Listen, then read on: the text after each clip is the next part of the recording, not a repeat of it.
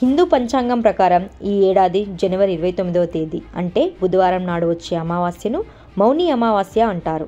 ఈ పవిత్రమైన రోజున మహాకుంభమేళ సందర్భంగా ప్రయాగ్రాజ్లోని త్రివేణి సంగమంలో రాజస్నానం చేస్తే శుభ ఫలితాలు వస్తాయని పండితులు చెబుతున్నారు. ఇది వీలు కాని వారు సమీపంలో ప్రవహించే నీటిలో స్నానం చేయాలి. అది కూడా కుదరని వారు ఆ నీళ్లను ఓ బాటిల్లో తెచ్చుకొని ఇంట్లోనే బకెట్లో వాటిని కొద్దిగా కలుపుకొని స్నానం చేయొచ్చు. ఈ పవిత్రమైన రోజున పూర్వీకులను స్మరించుకుంటూ పిండ ప్రదానాలు చేస్తారు. అలాగే శివయ్యకు ప్రత్యేక పూజలు చేస్తారు. అనంతరం తమ సామర్థ్యం మేరకు అన్నదానం, వస్త్రదానం వంటివి చేస్తారు. ఇలా చేయడం వల్ల తమ కష్టాలన్నీ తొలగిపోతాయని నమ్ముతారు. ఇదిలా ఉండగా ఎంతో పవిత్రత కలిగిన ఈ అమావాస్య రోజున కొన్ని పనులు పొరపాటున కూడా చేయకూడదు. ఒకవేళ అలా చేస్తే తీవ్రమైన దుష్ఫలితాలు ఎదుర్కోవాల్సి వస్తుంది. ఈసారి మౌని అమావాస్య వేళ శివయోగం, సిద్ధియోగం ఏర్పడనున్నాయి.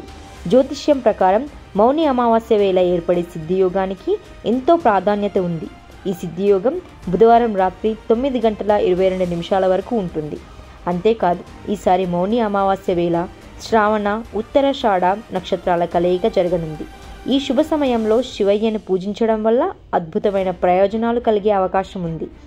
మౌని అమావాస్య రోజున పవిత్ర నదులలో స్నానం చేయాలి. ఈ పర్వదినాన శ్రీహరి లక్ష్మీదేవిని, గంగామాతను పూజించాలి. మౌని అమావాస్య రోజున మౌన ఉపవాస దీక్షను ఆచరించాలి.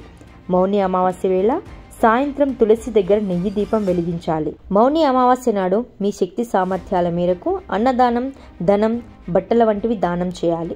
ప్రత్యక్ష దైవం సూర్య భగవానుడికి నీరు ఆజ్యంగా సమర్పించాలి. మౌని అమావాస్య నాడు ఓం పితృదేవాయ నమః అనే మంత్రాన్ని 11 సార్లు జపించాలి.